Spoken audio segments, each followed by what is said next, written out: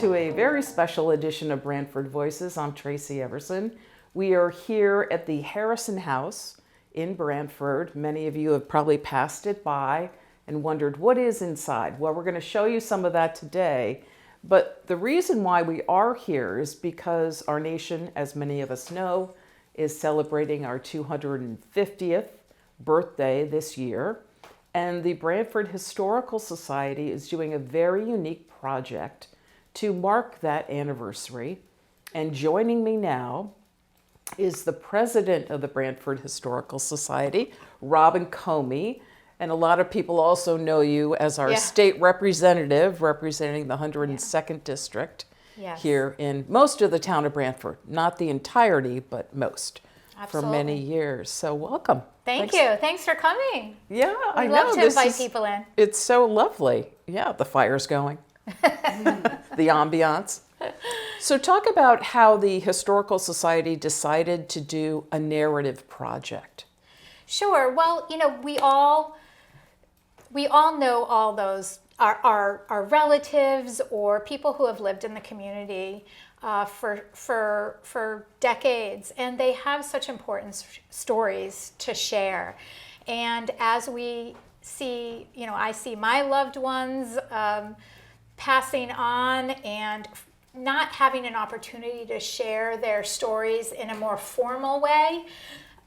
We would love, you know, our job first and foremost, our mission at the Branford Historical Society is to preserve history for the town of Branford. Whether that's in this, you know, 302-year-old house that we have, that we maintain and operate as a museum, or it's our collection online through the Blackstone Library, in person there, and the different historical properties that we've you know, put through our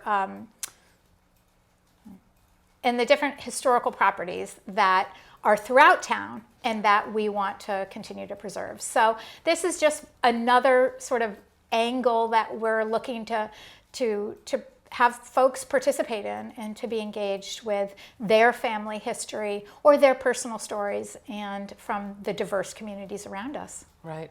And so many of the people who are the family historian are getting up there in years, and we have a lot of people who lived in our town here in Branford for many years.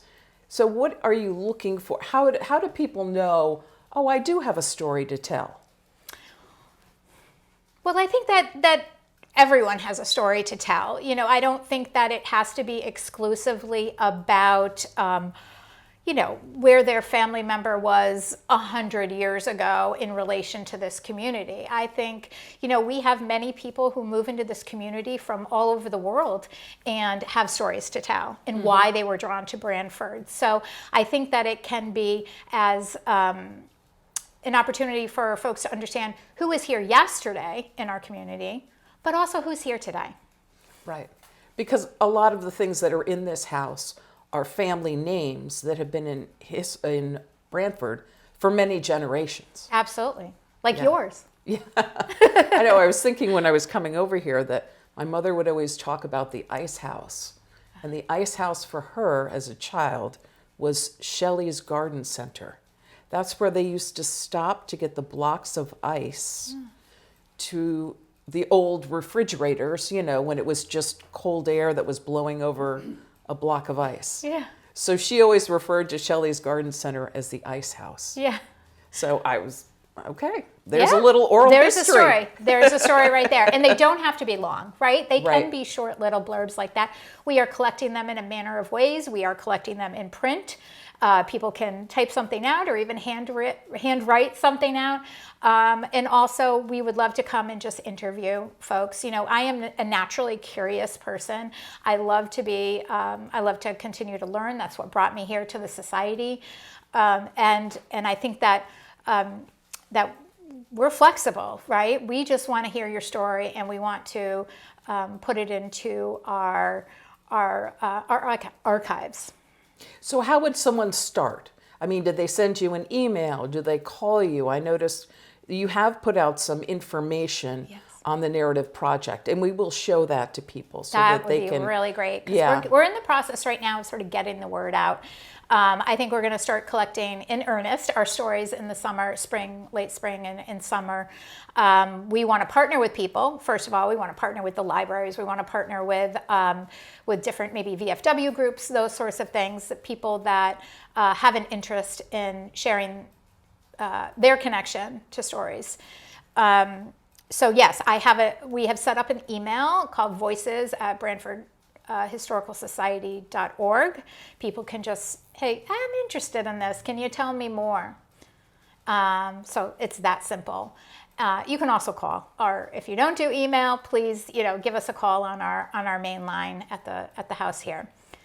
And I want to also mention, we need help, right? We need people out there. We need ambassadors to get out there and not only get the word out, but we want to train people how to become interviewers or to work on our outreach team. And we have so many opportunities, I think, for people who maybe are interested in this as a project to connect us to our 250th anniversary of the founding of this country, but also, don't maybe have that firsthand experience or that family connection that they can be a part of the process as well. Right. And your family doesn't have to go back 250 years. Absolutely. Necessarily. Yeah. Because, there probably are still families in town here that have been here since the 1600s, 1700s. So. Oh, yeah. We see them, we see their names everywhere. Right. Yeah. So many of the Branford families are on the streets, the roads. Yeah. Yes. True. So there is history all around us. Are you hoping to get photographs? Some people may have, family Bibles and things like that. Are you looking for that aspect that is the visual as well as the oral history? Right. So, people like to hold on to you're a collector. I'm a collector. We know how nice that is to have those things that are meaningful to your family, to continue to hold on to that. We don't necessarily need, we only have so much room in this little museum. Yes. So we have gotten particular about what we take in. So we have a process for that, and that is separate from this project. If you wanted to donate something to the museum, it would have to be, within the story and of this house and the town, and something that maybe isn't that we don't already have, right? It has to be unique. That is a separate process. That's the accessions process. But certainly, it's so easy now to, just go on Facebook. You can see all the people who are sharing their family photos. Right. Yes, I know. We do have that visual medium now. Yeah. But we can take pictures and take it, and you can take it home too. But I was also looking over the Branford Historical Society website, and there are terrific videos that have been done, and it touches on the history of this house, which we'll be going into somewhat, but it's about the roads in town. It's about Short Beach. It's about, the old postcards of what the town used to look like and the history of it. Yeah. Yeah. Branford has done a great job. We do go back. Connecticut in and of itself is very historical. But Branford has done a really great job. We have 5 historic districts in the town, and we have, which means that they're recognized by the National Historic District folks. And this house is in the Canoebrook district.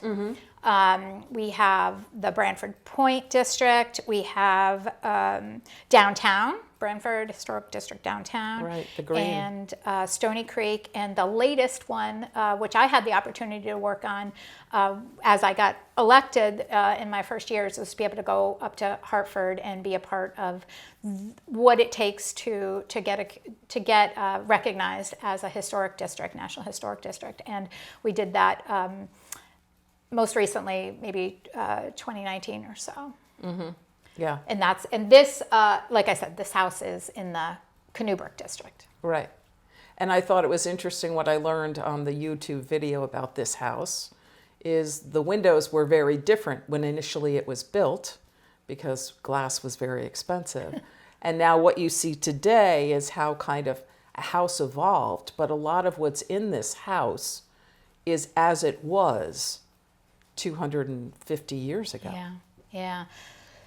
So this house is 302 years old, and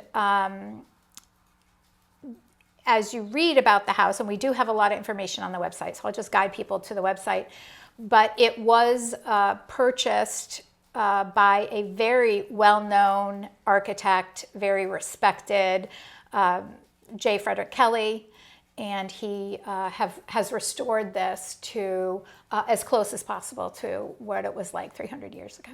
Right. So it's a snapshot in time. It is, and we have kept it very, very much. You don't see a lot of frilly designs and decorations because in the colonial times, this was, things were simple. Right. Yeah. Yeah. It was all about being able to feed yourself, stay warm, and alive, right? In fact, I was reading a recent diary that we have, that somebody wrote a book, the Barker Diaries, and I was reading it, and basically it's just a day-to-day ledger of everywhere that he went on his daily work, Right. around, I went down and picked up something from this person, and then I brought it over to that person. Right. Yes, just living day to day was very much not like we know today. So how does the Historical Society keep itself going? I mean, you rely on, obviously, donations, a lot of volunteer help, Absolutely. people who are still invested in keeping history alive. Yeah. Yeah, just like any sort of volunteer nonprofit, all volunteer nonprofit organization, we are always looking for board members. We have, over the past couple of years, have a nice fresh group of board members that are thinking about how to make this organization more sustainable over the long term. As this house gets older, Right. it needs more and more work. Yes. So we just put a new roof on, I believe last year, and all of those efforts take, some fundraising efforts. So we're always welcoming people with fundraising experience, with, communications experience, with to be a treasurer, to be all, typical nonprofit type boards that we're looking Right. for. So one of the things I love about the Branford Historical Society is the strawberry shortcake at the Branford Festival. Yeah, me too. That must be one of your major fundraisers every year. Yeah, we depend on the shortcake festival every year to give us that a couple $1,000s to help us continue to do our work on our mission and preserve the history for Branford. And we always need volunteers for that. Come whip some cream with us. Come. Wholesome strawberries. Wholesome strawberries on a Friday afternoon before. And the thing is, though, it really does depend on things like the weather and how things are. Last year it rained a lot. Right. So, Yeah. we always need more help. Right. But this is also, it's preserving history, but it's also a living museum. It's not just 250 years back. I mean, you had a celebration with Lafayette coming through, and that was publicized. You had a chocolate making workshop recently at the Blackstone Library. There's something coming up, I think, about quilting or fabric making. Yeah, we have a program coming up. Bob Ayudi, who is an expert weaver, and we have several spinning wheels in our collection here, and also an amazing loom that was originally built in Sweden, and that is here living at the Harrison House, and he's going to show us how it works, and how in the early days of Branford, to make something, say a bedspread, which we have upstairs that we can show you, and it was flax, right? We grew the flax here in Branford, and we harvested it, and we did all the things to make it into material. A material to weave. Yeah. Yeah. Yeah. And we'll show people the bedspread. Yeah, it's beautiful. It's Yeah. so old. And made by the person who lived in this house. Right. Yeah. Betsy Lindsley. Yep. Betsy Lindsley. Yep. Yeah. And Lindsley Street is Yeah. in Short Beach, Yep. that area. Yeah, So, near you. yeah, the same families. What should people, can anyone come to the museum? I mean, I know you have certain hours, right? And you do a lot with the schools here in town. They come and have a tour of the house and learn a lot about the times, very different. That is one of our great programs. Our third graders, we've been trying to do more educational stuff, things in the community. We do bring for forever. I think we have now people who have kids in the program that have come to, have come and visit with their children through the field trips, the third grade field trips, and they say, "Oh, we came here on our third grade field trip." Yeah. So we've been doing it for many years, decades even, and we are going to, we continue to do that. We are open from Memorial Day through the end of September. And we're open on Saturday afternoons. And we also have some beautiful gardens in the back, and we have the barn, which has some, as you were talking to me earlier when we were... The barn has fascinating things in it. It really is. Yeah.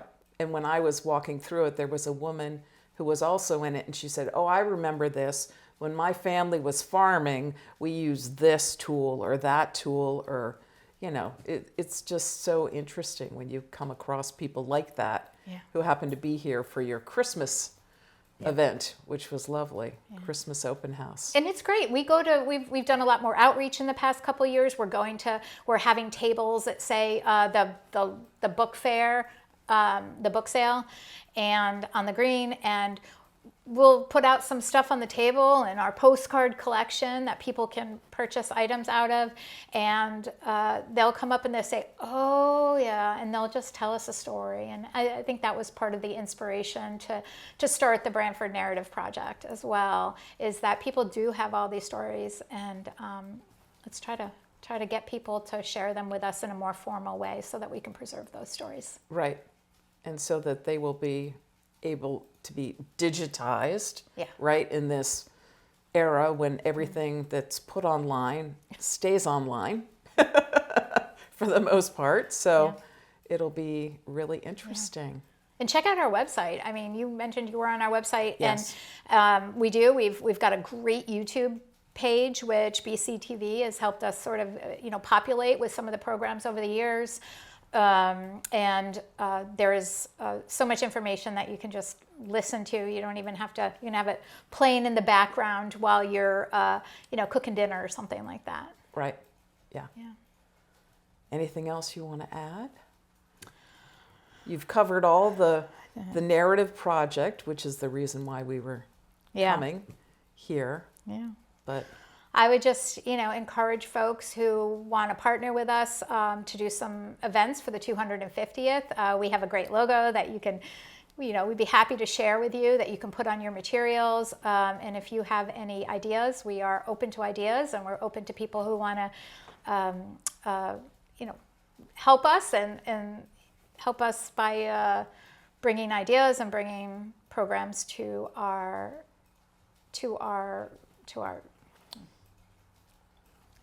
to celebrate. We're always open to people who have something to share, and we'd be happy to talk with you. Wonderful.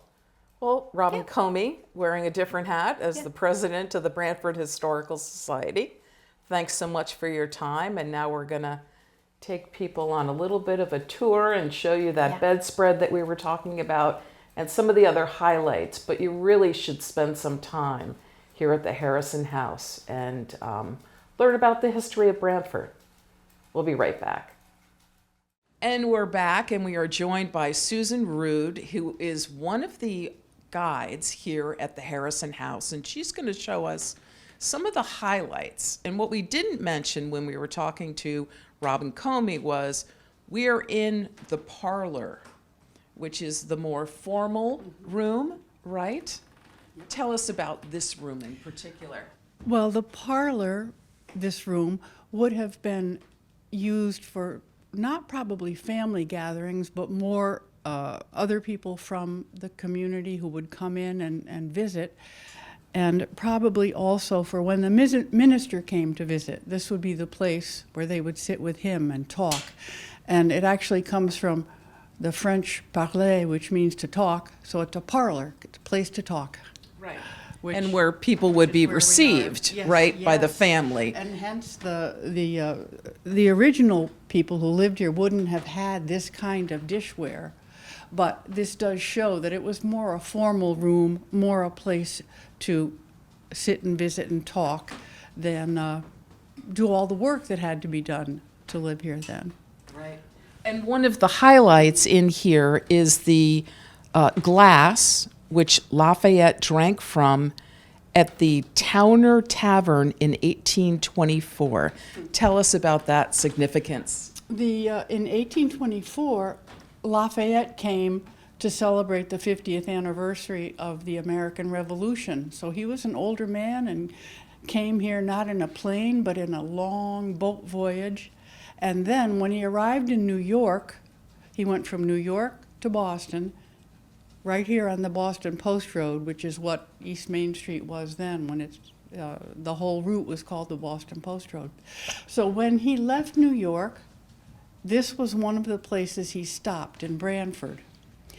And it is said that he drank from this glass in Towner Tavern in 1824. Now that's quite a big glass for a drink, which at that time would have been alcoholic, but we do believe that that's where that came from. Now the Towner Tavern no longer exists where he stopped, but there's a Towner Swamp Road over by the Guilford line.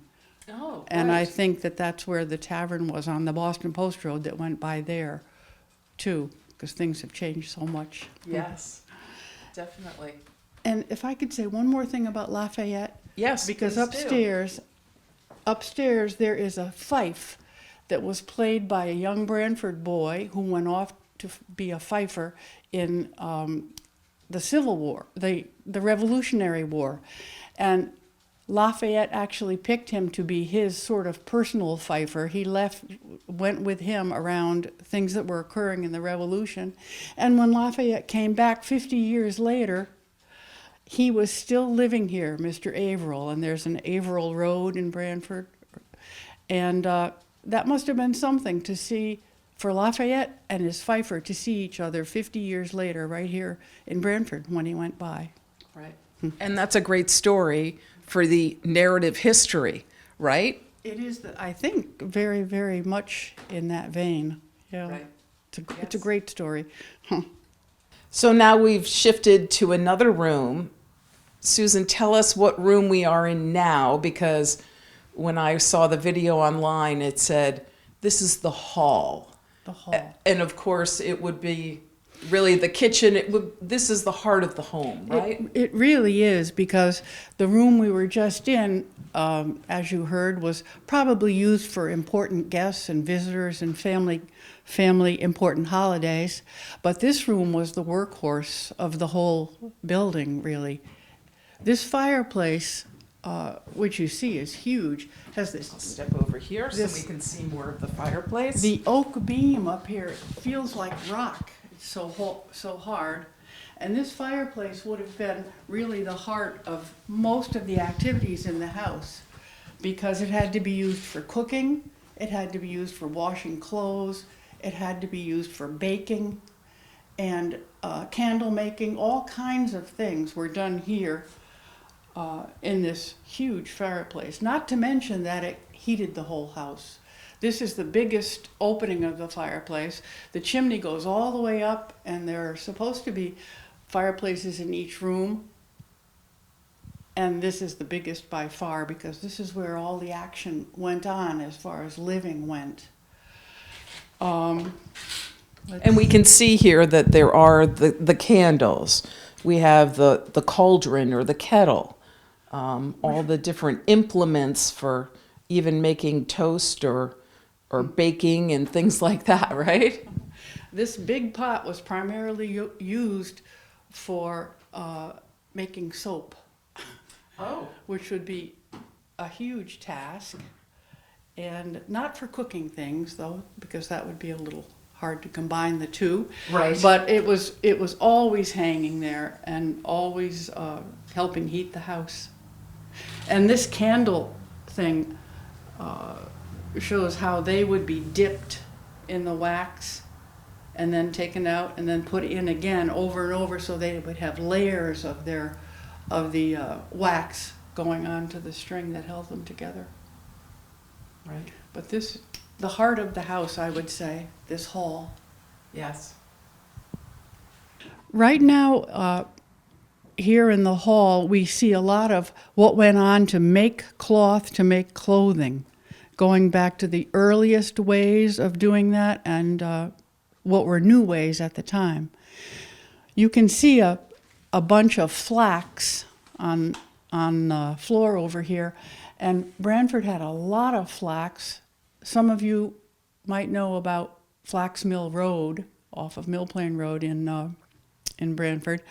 There were large flax fields which were just beautiful when it was out in the summer, but then came the work of taking all of this, what looks like grass or weeds, drying it, then soaking it, then pounding it, pounding all of the flax things with a mallet until you could get the thread out of the end of the flax plant that had been cut. So they'd get that end out and then somehow make it into first something like that thread, and then that would be spun on the wheel. Then you take the thread and you would go to the loom and weave it. So that is a long way to get from a plant in a field to the shirt on your back, which is what they did. Shirts were handed down from one generation to the next, too. Nobody got a new shirt. It was too precious to... Labor intensive. Very, very labor-intensive work here. Yep. 250 years ago. Yep. A lot of labor went into just living an everyday life. Yes, everyday living, and it couldn't have been all fun, that's for sure. It must have been really something. And then in this house, there's also a loom which shows what they might have done with the thread, and there's going to be, I think, something... A loom demonstration. A loom demonstration by somebody from Branford whose grandfather was a weaver, and he's a weaver, Rob Ayudi, and he will be doing the showing how the loom works. So now we are upstairs, and this house, we should point out, only has 4 rooms, right? And right. this would have been the bed chamber? Well, they actually would include the name of the room underneath it. So this chamber would be called the parlor chamber because it's above the parlor. And we're in the parlor chamber. And this is what is a modern day bedroom, Yes, right? The whole exactly. family would have slept in this room? Yes, probably in 2 of the rooms, but they did have a lot of children, and at one point, 8 people slept in this room, and some in the other room too. So sleeping was very cozy, I guess. To get the body heat, right? Yes. So they could stay warm. That must have been a big plus on the crowd of people, for sure. Yeah. But one of the reasons why we're here is because we were just talking about the weaving and the flax. And this spread here on the bed is actually made of flax? made of flax that was grown in Branford. And then when they had the string put together so that they could use it, Betsy Lindsley, I believe, was the person's name, who embroidered the piece of flax. The piece of flax, the piece of linen, flax is made into linen, I omitted that. But so the linen cloth, she decorated the way you see it here in a very beautiful way. And it still looks good to this day, I think. It does. And it says, the little placard on the wall over there says 1813. 1813. So that has history to it. It certainly does. And she lived here because the Lindsley family bought the house in 1800. The cradle you see here was made in Branford in 1700. So that was even some time before the house was built in 1724. So the cradle is older than the house. But it's always interesting in this house when you look at something that is on display to see that the names, the family names, still remain in Branford, not just on street signs and parts of the town signs, but people still live here with the names of the 56 people who were the first people to settle in Branford. And where this house is located was kind of originally we were settled around the green, is Yeah. that right? Yeah. And then this was kind of, as the town grew, we kind of came out this direction? Right, because Branford was settled in 1644, but this house wasn't built until 1724. So as you say, it obviously was not built down on the green where the church and other houses would have been built in the very beginning. So now we're in the fourth room of the house, which has really essentially become a museum, a living museum, spanning many generations here in Branford. And we're focusing in particular on some of the items from the Revolutionary time. So tell us what we're looking at. Well, in this display, you can see 3 items, 2 of which are directly connected with Branford, and the third is very interesting too, the powder horn from the Revolution. And the box in back also by Samuel Baldwin, who was a Branford person who took that with him.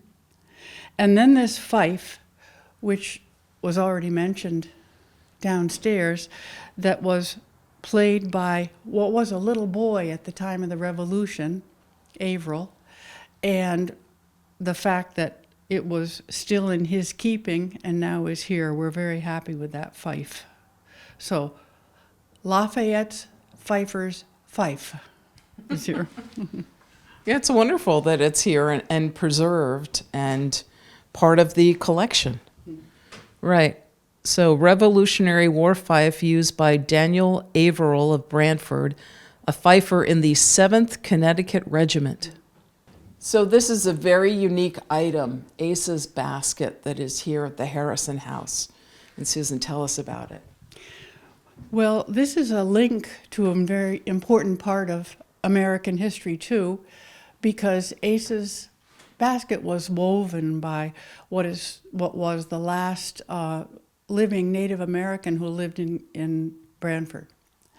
And he lived in this house with the Lindsley family after 1800, when it was the Lindsley house.